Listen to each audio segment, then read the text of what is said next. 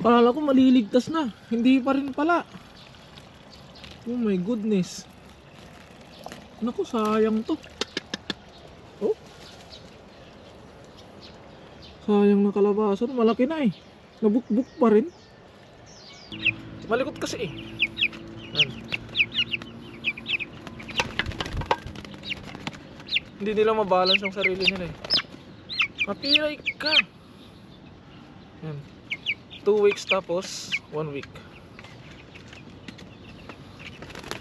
Dami ng pinagbala. Ay lang, may namatay na isa.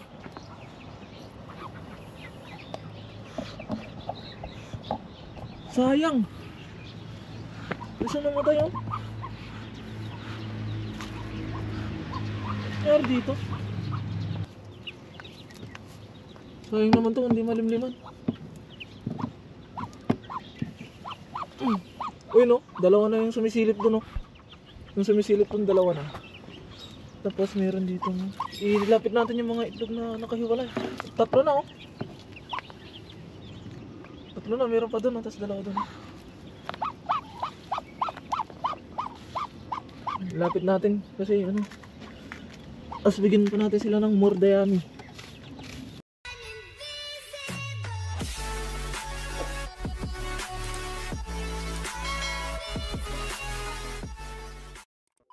So what is up mga katunying, another day, another vlog. At syempre welcome back sa ating YouTube channel. At syempre mga katunying, kung ngayon lang pala kayo napadpad sa aking YouTube channel, hinanyayahan ko kayo mag-subscribe at i-click ang notification bell para ma-update kayo sa mga susunod pa nating video. At syempre for today's video mga katunying, as usual, ang ating daily routine, ang ating A Day in My Garden series mga katunying.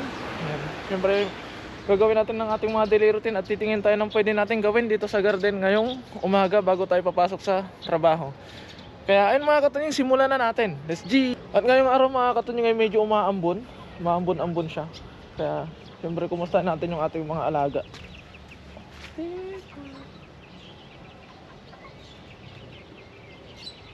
May mga pinagbalatan na doon sa pato. Ibig sabihin, nadagdagan na naman yung pato natin na maliit mga katunying. Dahil kahapon itong to ako dahil meron na akong isang nakita. Tapos ngayon naman ay meron ulit siguro. Tignan natin mamaya mga katunying. Pero syempre bagong lahat, magpapakain muna tayo ng ating mga manok dahil limitado lang yung oras natin ngayong umaga mga katunying. Tara. Tara mga katunying, magpakain na tayo dahil umaambon.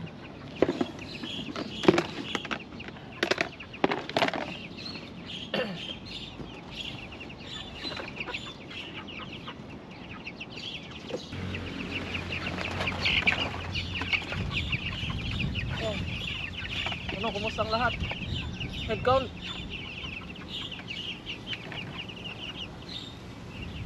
2, 3, 4, 5, 6, 7. Diba? Natakpan mo. 8, 9. My goods.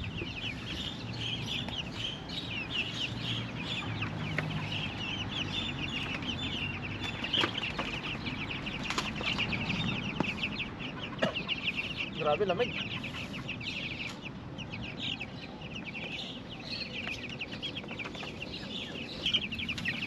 Bali dadagdagan natin yung kanilang pagkain mga katunying dahil 19 sila.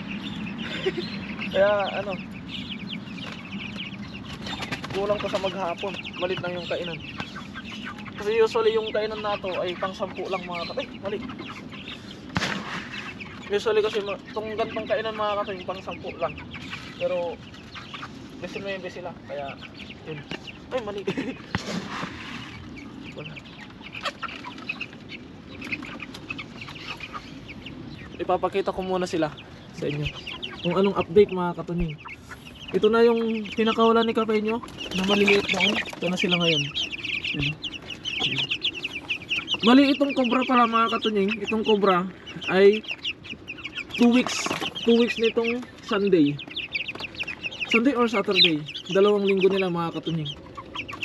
Tapos itong maliliit na to, itong manok na to, itong itim ay 1 linggo. Bali 1 week nila sa akin sa Sunday yata din, sa Sunday 1 week nila sa akin. Ito 2 weeks. Magpakita ko sa inyo ng malapitan mga katunying. Ito naman Itong mga manok na to ay di ko alam, 2 buwan na yata to, pero ganito lang sila kaliit. Ko. Okay. Ganito lang talaga sila yata kaliit mga katunying. Hindi na yata sila tatangkad, di na yata sila lalaki. Para silang native. Pero ito papakita ko sa inyo yung 2 weeks tsaka 1 week. Bali, ito yung ano mga katunying, ito yung 2 weeks sa akin. Binili ni Kapay niya. 2 weeks yan.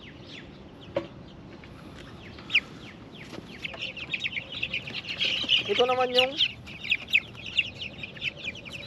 yung kakapakawala lang nila nung Sunday sa akin. Yan. Mag-1 week to sa Sunday mga katunying. 1 week sa Sunday to. Ito 2 weeks sa Sunday. 1 week. Tapos, ay! Uy, saan ka pupunta? Ito mga katunying. 2 weeks. Malikot kasi eh. Yan. Hindi nila mabalance yung sarili nila eh. Mapiray ka. Yan. 2 weeks tapos 1 week. At then, dahil tapos na tayo sa manok, dito naman tayo sa pato.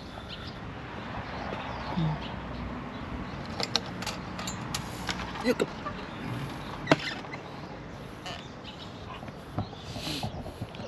Bali, papasok muna tayo sa kanilang kuta. Ulo, ang dami nang nagbalatan, oh. Oh, ang dami nang pinagbalatan. Ay, lang namin namatay na isa.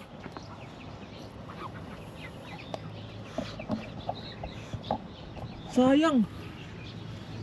Isa namatay, oh. Nangyari dito. Okay.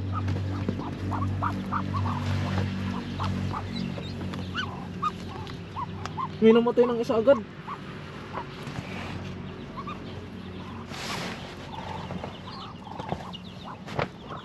Ba't itong mga tinatapan nilang itlog dito? Kaya na ba nila to? Nilalaga ko na to.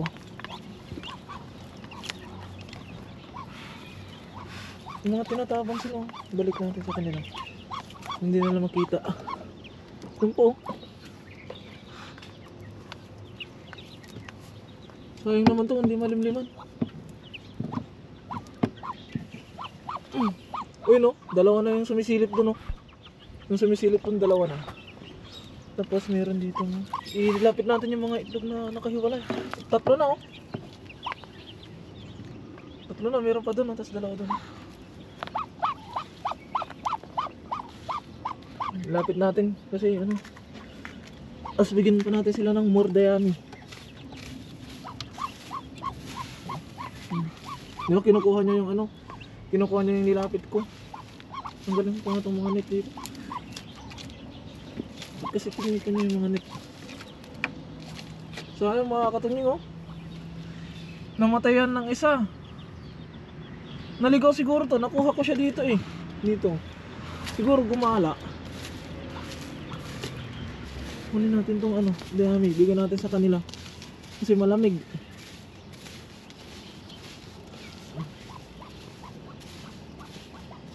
Tama ba itong ginagawa ko? Dahil malamig, kunin natin yung dayami. Yan. Huwag na natin sinanggulin. Sayang itong isa mga katunying, oh. Siguro gumala to, tapos wala na. Siguro gumala, tapos ayun, napadpad doon sa sulok, hindi na nakabalik sa nanay. Okay lang, meron naman ng 3 doon. Ayun, 4 pala. Ayan, ano to?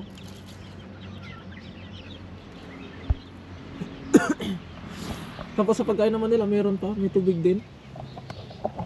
Kaya, ayun mga katunying, antay-antay lang tayo ng susunod na update dun sa pato natin. Sana ay maging maayos lahat yung magiging sisiw nila. Dahil kahapon isa pa lang, tapos ngayon ay 4 na yung nandoon, tapos may isang namatay, bali 5 na.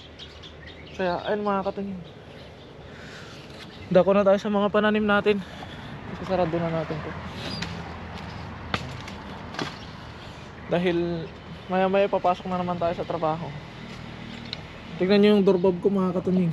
Ay, doorknob. Doorbab. Ayan siya, oh. Ito yung manual lock. Hindi na yung mabubuksan mga katunying. Tapos kapag naman bubuksan natin, hindi natin matatanggal, kailangan pa natin itulak ng tuhod. Tuhod talagang record yan mga katunying. Tapos hindi din natin to, kapag natanggal natin to, hindi natin to basa-basa mabubuksan dahil meron pang isang lock doon sa baba. Kailangan pa nating itaas. Taas, bukas. Yan. Tapos sara, taas, baba. Tapos lock. Ilock natin yung doorbab natin. Doorbab. Ngayon naman mga katunying, dadalawin natin yung tinanim natin kahapon na sitaw. Tapos didiligan natin yung mga ampalaya, tsaka yung sayote natin. Tapos yung kalabasa natin mga katunying, para mas lalong hayahay. Yun, buhay lahat mga katunying. Ang ganda ng tubo nila. Ay no, buhay lahat ng tinanim nating sitaw. Na may magtuloy-tuloy. Siyempre ngayon ay didiligan natin ulit. Dahil minsan ang ano dito, ang temperature ay mainit, minsan malamig. Hindi natin alam kung kailan iinit. Kaya siyempre diligan natin para uminit man ay meron silang suporta. Pero wag natin masyadong damihan ng tubig. Papiyaw lang mga katunying.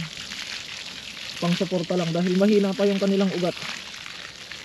Kapag nasobra natin sa tubig yung ganyan, ay mabubulok sila. Susunod natin yung ating kalabasa. Ay, kalabasa. Ang palaya.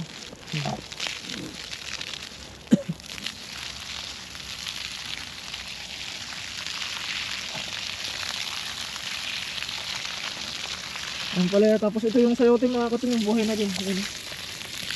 Buhay na din yung sayote na pinagkalob sa atin ni Kapay niyo.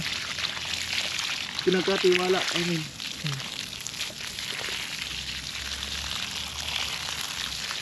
Bali sa day off mga katunying ay lalagyan na natin ito ng palatala.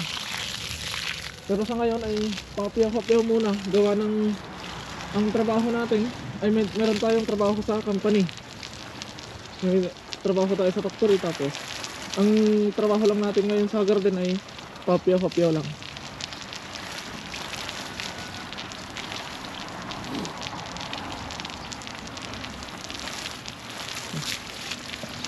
Mabasahin natin yung ano para yung mga insect. Kasi nasa, ay naku, sayang na yung ano, bunga niya, wala na. Naku, sayang yung bunga mga katunying. Akala ko maliligtas na, hindi pa rin pala. Oh my goodness. Naku, sayang to. Oh, sayang na kalabasan, malaki na eh. Nabukbuk pa rin. Sayang talaga. Malaki na, nabukbuk pa. At ngayon naman mga katunying, ang next natin ay magkukultivate tayo ng talong. Kukultivate natin tong talong mga katunying. Tapos hanggang sa maubos yung oras natin. Dahil medyo nalakampay yung oras sa'yo. So hindi man natin matapos, at least mabawasan natin mga katunying. Kaya tara, cultivate muna tayo.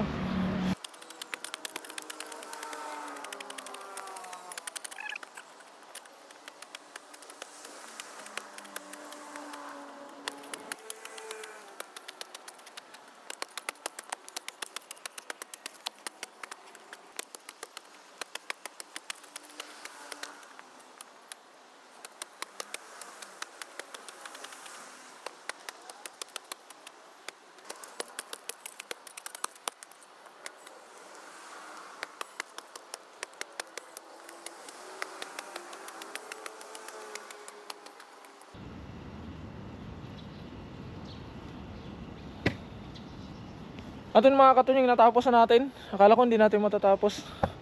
Yan. Nakultivate na natin. Bukas naman mga katunying, kung meron tayong oras, ay lalagyan natin, ipupruning natin sila. Tapos lalagyan natin ng stand. Kasi medyo natutumba siya mga katunying, kaya kailangan natin itayong ganyan. Maglalagay tayo ng mga suporta, mga braces nila mga katunying. Dahil itong talong na to, ito yung mahaba. At naway mapabunga natin ng maayos. Bali ang natapos nating project ngayon ay ito lang. Tapos nagdilig ganun. Nagdilig, tapos ito yung ating mission na natapos ngayon. Bali syempre bukas ay iba na naman.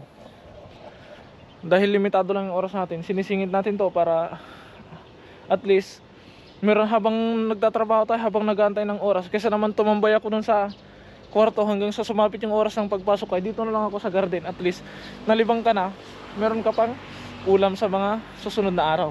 Kaya ayun mga katunying, hanggang dito na lamang muna ang update sa aking munting garden, at ganoon din sa aking munting mga alaga. At naway wag po kayong magsawang subaybayan ako, suportahan ako at ng aking mga nakakasama.